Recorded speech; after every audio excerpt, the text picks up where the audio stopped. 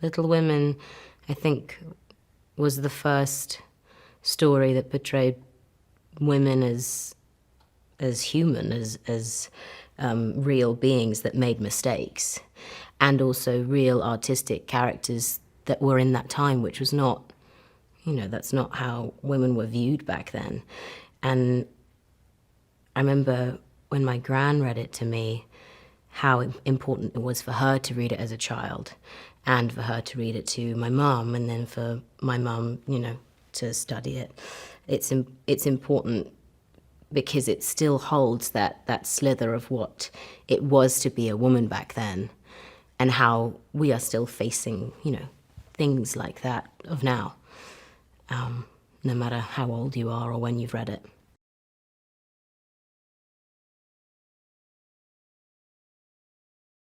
The most important thing for me about this version that I fell in love with straight away was that everybody's perception of Amy is that she's the sour one, I suppose, in the family that is spoiled, and she has everything and she gets what she wants. And I think what I loved about this is that you really get to see her brilliance and her sensitive side, and how complicated and human she is. And actually, are we more a little bit like Amy rather than everyone wanting to be like Jo, which is what I thought was quite beautiful about it, really.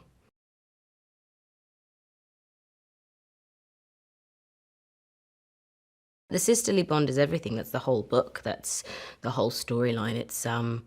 It highlights what it is to be a sister in that time or this time. They love each other, they hate each other, they talk over the top of one another, they kiss each other, they cry for each other. And it's something that obviously people revisit, you know, decades apart, whether it's your gran that read it to you, or your mum, or your sister. It's relevant to any age because it's consistent and it's real.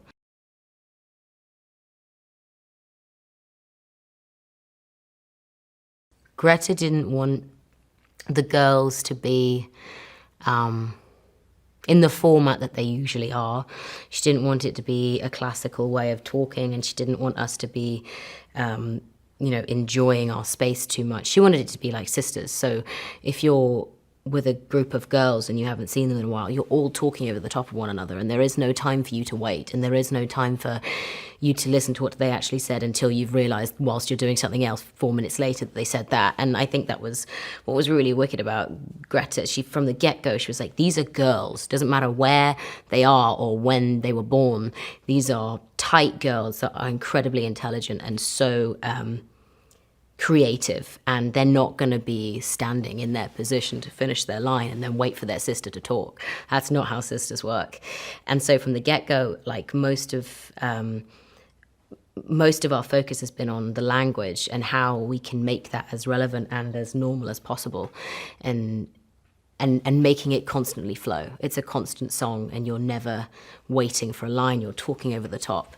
And that's what's made doing the scene so thrilling. And I think that's the one main kind of major alteration that I've loved about Greta's kind of modern look on it.